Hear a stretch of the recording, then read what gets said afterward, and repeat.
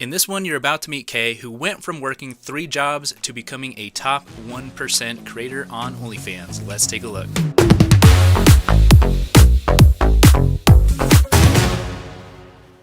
Let's go ahead and get into it. So I obviously had to get you on because you've just been crushing it. So before we get into the details here, tell the people who you are, what you've been up to, what you're about, and all that good stuff. So I'm Kay. I started my OnlyFans journey in 2021, um, just as kind of like a casual joke slash side hustle. Um, I'd maybe post like once or twice a week up until 2022 of last year, which was in February. I started to take OnlyFans more serious. I was in a position where I had employment to be a caseworker, but I was waiting on clearances to come back. So I was unemployed for a month, and so I kind of just started tinkering around on OnlyFans, and after that, it kind of just took off. After being a caseworker for a month, I kind of said, you know, whatever with it, and tossed that to the side, and then became a full-time creator. Um, I'm currently at 0.89% of all creators. So before we get into all the strategies and everything that you've been doing, tell me a little bit about like what was your life before OnlyFans? Like what was your job? Like what were you doing? Like how did that whole situation look? So at the time I lived by myself. Rent was pretty high. I was paying about 1,200 rent by myself. So I did have 3 jobs.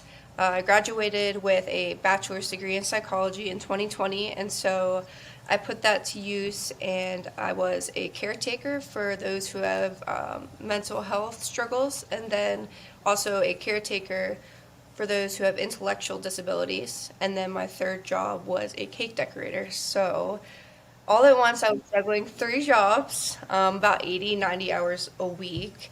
And it was like super intense burnout. And while I did appreciate the jobs that I did, and I love them, healthcare does not pay very well at all. I was making $12 an hour at the one job and then $16 an hour at the other job to take care of people who did not always want to be taken care of. So When you started thinking about OnlyFans, I mean, how did it even come into your awareness, or were you like fully on board, like right off the bat, or were you kind of hesitant at first, or how did that kind of look?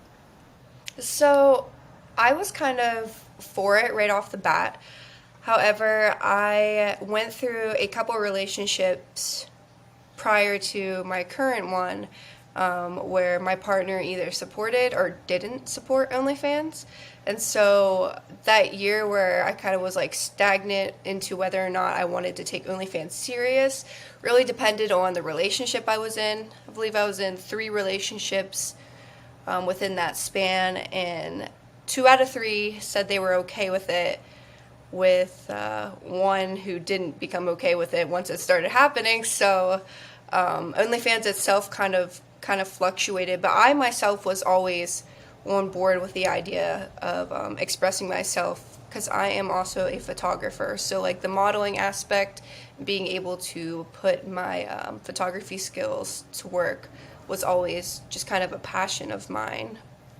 Gotcha. So that kind of goes into one of the biggest things that a lot of starting creators have to deal with, which is sort of thinking about, family members judging them, their Hmm. personal friends judging them. A lot of them don't want to get started out of, they want to do it, but it's that sort of fear of judgment from their friends and family. So, was that a thing? I mean, aside from the boyfriends, um, was that a thing for you? Bringing it up to your personal family and friends, or were they supportive, or what did that look like? So I did have this when I started taking it serious, full time last year. Like I said, I believe it was February or March. I did have a lot of conflictions because I was going to be employed with the county, working with kids as a caseworker, but then I was also a sex worker, and I knew at some point those two would have not aligned right, no matter my intentions. It was completely something outside of my employment, but in the end, I knew that technically it wouldn't be acceptable. So I got employed as a caseworker. And after a month of being employed as a caseworker, unfortunately, I knew it wouldn't be acceptable. So I went ahead and quit my job a month after caseworking. At that point, I was making about 3 to 4 thousand a month. So it was definitely about equivalent to what I was making between, my 3 jobs prior to and being unemployed. My family, so that's a big one because I kind of grew up reserved.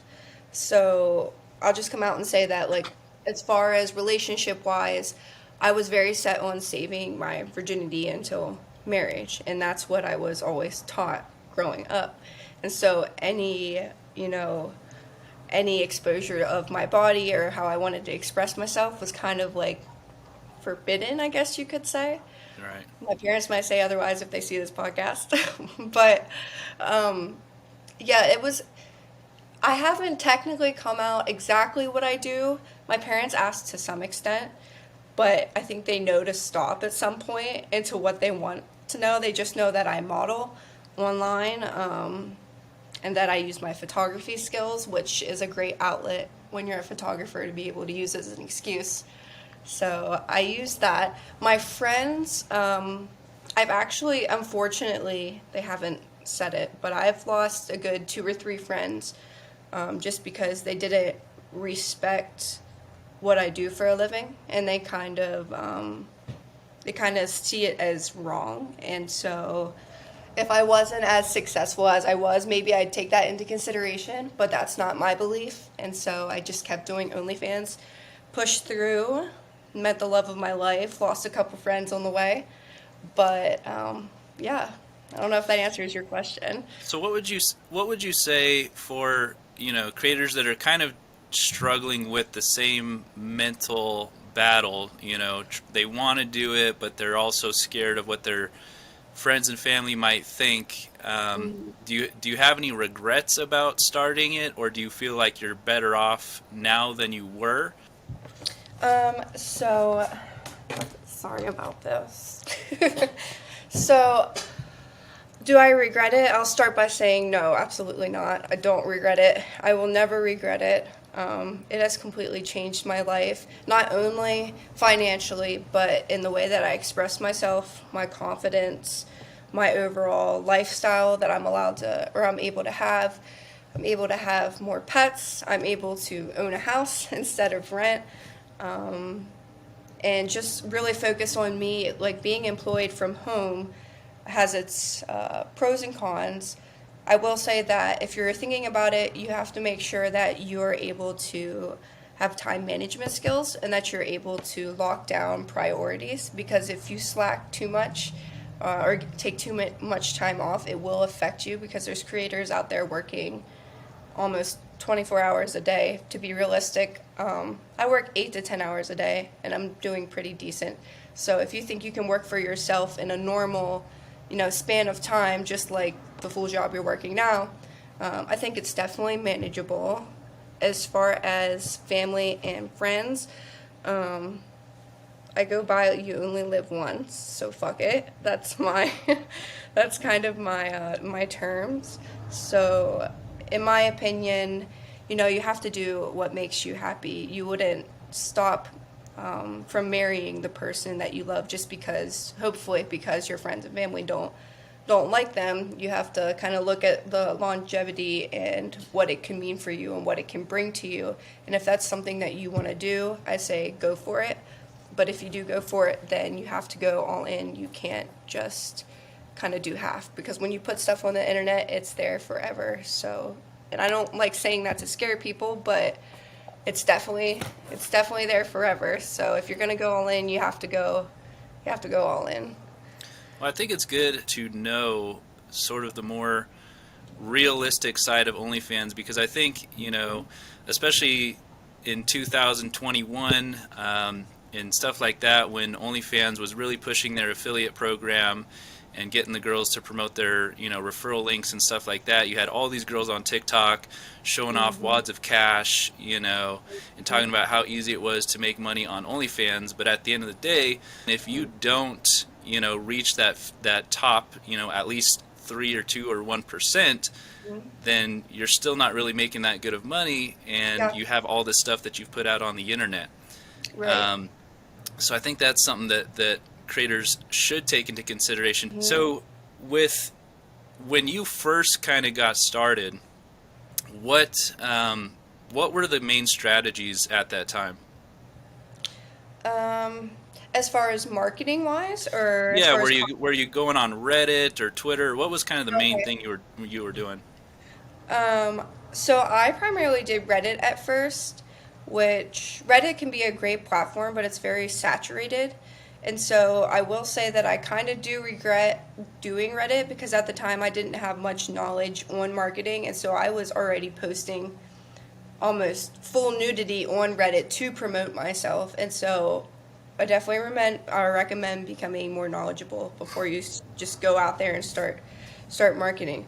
But my primary tools were watching YouTube videos, definitely, about other creators and their journey, how they did it, what they do. I would listen to podcasts on Spotify, on just like tips on how to market and such. But back to what you asked, Reddit and Instagram were my primary promoters. I did get to maybe the top 6 or 7% with those. I'd say I gained a couple hundred subs, but it wasn't until I implemented TikTok, and I will say Twitter because I did implement Twitter, but majority of my fans come from TikTok. It wasn't until I implemented that I was able to get to the top 1%. Now, so from what I remember on our previous conversations, you actually at one point in time were doing pretty well. Like before you ever found my content on YouTube, and stuff like that. You had some pretty big months at some point. How did you get those big months, and then what went wrong from that point that caused it to drop off? So I got those. It's kind of frustrating because I got those months the same way I got the low months. So, one thing that does suck about being a creator or a sex worker online is that you're dependable on the people to buy your content, you're dependable on the people to subscribe to you. So, I will say that like the work that you put in is equivalent, roundabout equivalent to what you get out of it. However, there are months where I work, you know, 80-hour weeks and I'm making less than months that I work 40-hour weeks. And that's all because of usually my TikToks. I see like an influx of views whether or not my TikToks take off. It's not that I put in less work. Matter of fact, my lower months I usually put in more work because I beat myself up over it and try to kind of catch up.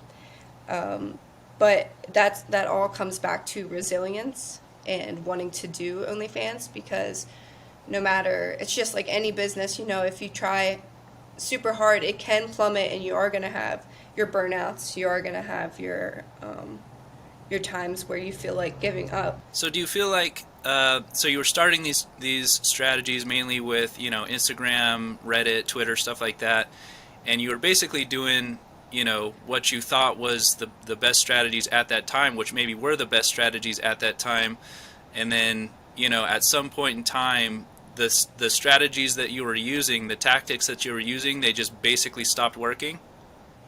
Yeah, so not only did they stop working, but at some point I found out that, nudity marketing wise, from my standpoint, I'm not saying it's the only way to do it because I know a lot of big creators who show everything on Twitter. That's just not the way I approach it for my brand.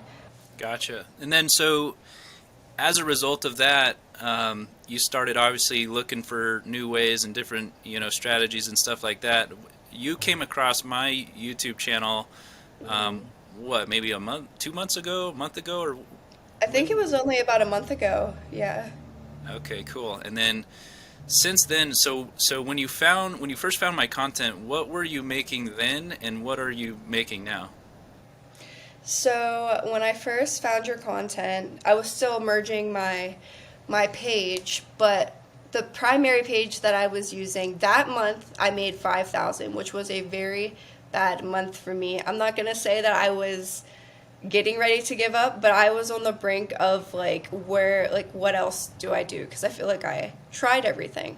Yeah. Um, with implementing your automation, your tools, and all the advice that you give, it is March 15th, and I have made 9,500 so far this month. So I'm set to make about 20,000 this Nice. month as long as things keep up. That's super awesome. And so, do you feel like do you feel like it was mainly the strategy, mainly the tools, mainly just, kind of organizing the way that you promote yourself, or what do you think was kind of the main factor that helped you do that? Um, so I would definitely say in your course, the page itself, like the promoting and the marketing is very, very helpful, and it definitely did drive higher revenue. However, when you talked about how to structure, your page for any success, how much to show on the wall versus PPV messaging, just your sales tactics in, making the subscribers feel that they are getting their fulfillment of money and getting a great deal. I would say that 75, well, maybe not 75, 60% of my success came from that. The other 40%, I would say, came from implementing your marketing strategies. Nice. So the thing is, for anybody who's watching this on YouTube right now, obviously there's, a ton of gurus and experts and all kinds of people all over the internet that are teaching this kind of information. What was it about my stuff that resonated with you? So I'm not gonna like give away secrets because you have to, pay for the exclusive stuff. But for me, when I always looked for guidance on YouTube, I would type in, OnlyFans such and such, what I was looking for. Whatever popped up is what I would watch. And that was stuff that has already gone viral. So one day I was like, you know what, let me type in OnlyFans and let me go to the latest that was uploaded. And then you were the first one that popped up, which I'm so like, thank you God that I opened that because it's changed my life. Because I sometimes like when I think about the credibility, I want to hear from an actual creator. Because your girlfriend Sierra, you showed her page how she's doing, and so like that was very credible for me, and it was relatable because not only did I was I able to relate to another creator who is more personal with you because it's your girlfriend, but I also had the other half, which was you and your knowledge and your marketing skills and automation skills. Well, I appreciate that. Um, what do you think are some of the hardest things to overcome when you're doing this kind of stuff? So I would say the hardest. I have two things that I'd say would tie hand in hand, depending on how much you care about your family's opinion. But I would say one of the hardest things out of the two is to get past what you really want to do and what other people think of you, because you will get so much hate for being a creator. I was just talking to my partner the other night. I'm recovered from an eating disorder, and I had that about 6 years ago. And thinking to myself, like, if I were to do OnlyFans 6 years ago, when I was at my absolute lowest, there's absolutely no way, because you would get so much. You get so much hate on TikTok. Don't get me wrong, you do get supporters, but other times, you get people who like, oh, you're just selling your body, or you just want attention, or it's not a real job. So, like, one of the hardest, most difficult parts, not only aside from seeking acceptance from your family and friends, is to persevere and kind of go your own way, regardless of what anyone thinks, whether that be your family, your friends, strangers, that kind of thing.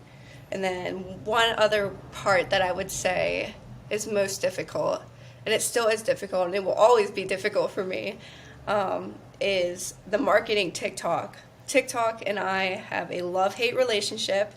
I get so pissed at TikTok at sometimes where I just have to like, I have to go off for like a day or two and then just kind of focus on Twitter or Instagram, because it hates me. Like it loves me, but it hates me. I'll get videos that reach 1 million to 2 million views, and then the next thing you know, I'm opening my phone and my account's banned. So it is very, very frustrating. I think I've gotten at least 50 accounts banned in the past year. I have 70, which this is not in the norms. I don't think you have to have 70 TikTok accounts, but I have 70 like accounts that are active with me posting one 20 plus or so a day. The others are kind of miscellaneous backup accounts. But it is very hard to work so diligently and long just for like the media to take down and have control of your business, because really in the end you're relying on your marketing to drive people in, and you can't always fight with the app or get your accounts back when they decide that you're no longer allowed to post. Well, I think that's a good point that you bring up, because there's a lot of creators out there who are really sort of dependent on, one TikTok account or one, Instagram account, and you might be working on that for 6 months or a year or even 2 years, and then all of a sudden, for no apparent reason, that account might just get banned, and you basically lose your entire business off of one TikTok account that you were dependent on. Hmm. So what I'm taking away from what you're saying is that it's super important to, of course, have many accounts that you are working on and posting on. Of course, it's still always going to be frustrating to, deal with the algorithm changes. Sometimes TikTok does things that, of course, we try to understand the algorithm as much as we can and navigate according to what's working as much as we can. But on their side, they're always trying to make it as random as possible so that Yep. nobody can figure out the algorithm. And obviously, you have to put in all this time, all this effort, all this work. You have to put yourself out on the internet in a super vulnerable way. Yeah, that's a Um, good word. That's definitely a good word that sums it up. yeah, and so what is for the girls that are out there? There's um, Well, for any creator on OnlyFans, most of us tend to have a negativity bias, right? So even if you post a video and you get 1 million views on the video and you get thousands and thousands and thousands of people that are giving you positive feedback, but there's just a few that, Hmm. or, a certain 2 or 3% of people that are giving you hate and negative feedback, as humans, we can't help but hyper focus on those negative comments as opposed to the thousands of good ones. Um, so, what would your advice be to creators that are really kind of, getting stuck in the hate loop? Right. So I would say that the big breakthrough for me became making 5,000 plus dollars a month. At that, it was kind of like, I don't care what they say. Like, they can hate on me whatever, however they want. Like, their words can, like, it does not matter to me, because chances are, more successful than they are, and I'm more happy than they are with doing, what I do. They might work a 9 to 5 job Monday through Friday, and that's probably most likely why they're sour about it, is because, they're not happy at their job. And I also think, like, I always have this background that I really believe, like, we all have bodies, and I feel like people who hold back expressing their body is mainly because they're afraid of what people would think. So like I don't think internally, if someone sits down and thinks about it, they would be against expressing their body if they weren't afraid of what other people think. So I just kind of look at it as that they want to mold into the societal norm of, it makes, if something makes them feel uncomfortable or is out of the ordinary or is unacceptable in their eyes, they're going to call it out. And they know that a lot of people feel that way, so they don't hesitate to do so. What's funny is typically it's, well, 2 points here. Number one, it's always the videos that get the most hate that tend to go the most viral. So that's one thing I try to, let people know, is that listen, if you're getting a bunch of hate on this video, chances are you're going to make a bunch of money from this video. So Yeah. you should be, when you start seeing those hate comments come in, that's your signal to start celebrating, because Hmm. chances are that video is Yeah. probably going to do pretty well.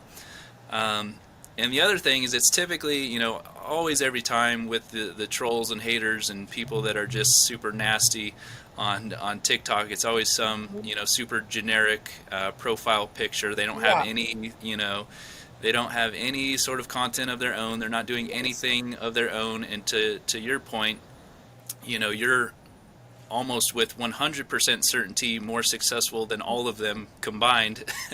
And Hmm. so those are some of the main things to take into consideration when people get hung up on these hate comments. I mean, they literally mean nothing aside from helping you make more money. Yeah. 100%. I agree. Last question here. Where do you see your account, or where do you see your business going from here? Do you think you'll be, going deeper into OnlyFans, or do you think you'll be going more into more of a mainstream type of influencer type route, or where do you think you're going from here? So, personally, I was in grad school for counseling, clinical mental health, and I was very passionate about that. But again, just like the caseworker job, once you start seeing news of me on the internet, you probably, like, whoever employs me is probably not going to want me to be a counselor. So my hopes in the future are that I still continue with OnlyFans, but maybe I could be, alongside of being my own creator, I can also be I could give guidance or maybe be a mentor to those who are afraid to start OnlyFans, whether that be because of body image or because of different stereotypes or what people think. I just really want to always be a creator. I'll always have that outlet of my own, but maybe slowly branch out into helping other people once I build up even more credibility and experience of my own. Just so the people know, if they want to learn more about you specifically, where can they find you? So my Instagram is kgaltop1, which is KAYGALTOP1. I am currently working on a YouTube channel, which I've uploaded my first video. It is not the best. It is nowhere close to what Scotty has, but it's me sitting here talking. So if you're interested in that, Scotty, I'm sure I can give you what my handle is, and you can put it below, because I don't. It's every kiss begins with K, but it's spaced out different, and so I don't really know how to say that. So yeah, I'll definitely have all your stuff linked below. It was awesome to have you on, and I can't wait to see where you go from here and what happens next. Yeah, I can't wait to keep watching your content and getting better and better.